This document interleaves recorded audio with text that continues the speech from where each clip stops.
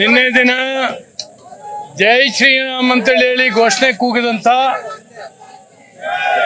ಕಾರ್ಯಕರ್ತರನ್ನ ರಾಮನ ಕಾರ್ಯಕರ್ತರನ್ನ ತಡೆದು ಹಲ್ಲೆ ಮಾಡಿ ಅವರಿಗೆ ಅಲ್ಲಾಹು ಅಕ್ಬರ್ ಅಂತೇಳಿ ಹೇಳಿ ಕೂಗಬೇಕು ಅಂತೇಳಿ ಹೇಳಿ ಬಲವಂತ ಪಡಿಸಿರ್ತಕ್ಕಂಥ ನಾವೆಲ್ಲ ತಲೆ ತಗ್ಸುವಂತ ವಿಚಾರ.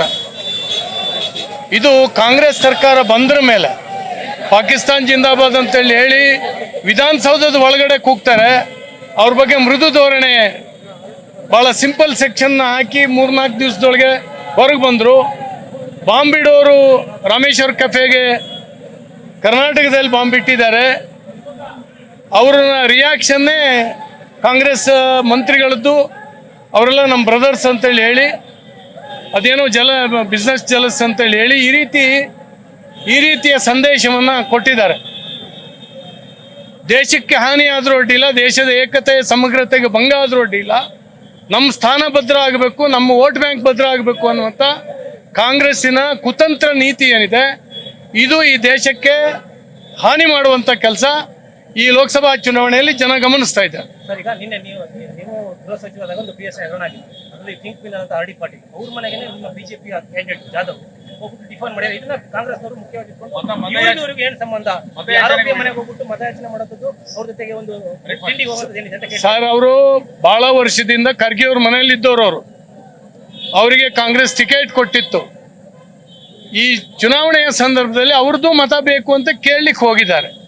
ಅದರಲ್ಲಿ ತಪ್ಪೇನಿಲ್ಲ, ಒಬ್ಬ ಅಭ್ಯರ್ಥಿ ಹೋಗಿರ್ತಕ್ಕಂಥದ್ರಲ್ಲಿ ಅದರಲ್ಲಿ ವಿಶೇಷತೆ ಏನೂ ಇಲ್ಲ. ಹಾಗಂತೇಳಿ ಹೇಳಿ ಯಾವುದೋ ಪ್ರಭಾವ ಬೀರಿ ಅವ್ರ ಕೇಸನ್ನು ಹಾಳು ಮಾಡೋದಾಗಲಿ ಇನ್ನೊಂದಾಗಲಿ ಮಾಡ್ಲಿಕ್ಕೆ ಸಾಧ್ಯನೇ ಇಲ್ಲ.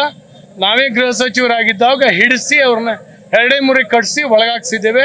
ಇನ್ನೊಂದು ಸಾರಿ ಎಕ್ಸಾಮಿನೇಷನ್ ಪರಿಸ್ಥಿತಿ ನಿರ್ಮಾಣ ಆಗಬಾರ್ದು ಅಂತೇಳಿ ಪದೇ ಪದೇ ಬಹಳ ವರ್ಷದಿಂದ ಆತ ಮಾಡ್ತಾ ಇದ್ದ. ಸರ್, ಅವ್ರ ನಿರೀಕ್ಷೆ ಸರ್, ಅವರಿಗೆ ಅವ್ರ ಸಾಧನೆಗಳನ್ನು ಅವ್ರು ಹೇಳ್ಕೊಂಡ್ಲಿ. ಬಿಜೆಪಿಯನ್ನ ಟೀಕೆ ಮಾಡಿ ಇನ್ನೊಬ್ಬರನ್ನ ಟೀಕೆ ಮಾಡಿ ಅವ್ರಿಗೆ ಓಟ್ ಬರ್ತದೆ ಅನ್ನುವಂಥದ್ದು ಕನಸದು. ಖಂಡಿತ ನಾನು ಈಶ್ವರಪ್ಪನವರಿಗೆ ನಾನು ಭಾಳ ಆತ್ಮೀಯ, ನಾನು ಅವ್ರ ಮನೇಲಿ ಬೆಳೆದವನು. ಈಗಲೂ ಕೂಡ ಅವರಿಗೆ ಕೈ ಮುಗಿದು ವಿನಂತಿ ಮಾಡ್ಕೊಳ್ತೇನೆ, ದಯವಿಟ್ಟು 1 ರೌಂಡು ಜಿಲ್ಲೆನಲ್ಲಿ ತಿರುಗಾಟ ಮಾಡಿದಿರಿ, ನಿಮ್ಮ ಪರಿಸ್ಥಿತಿ ಏನು ಅಂತೇಳಿ ನಿಮ್ಗೆ ಗೊತ್ತಿದೆ.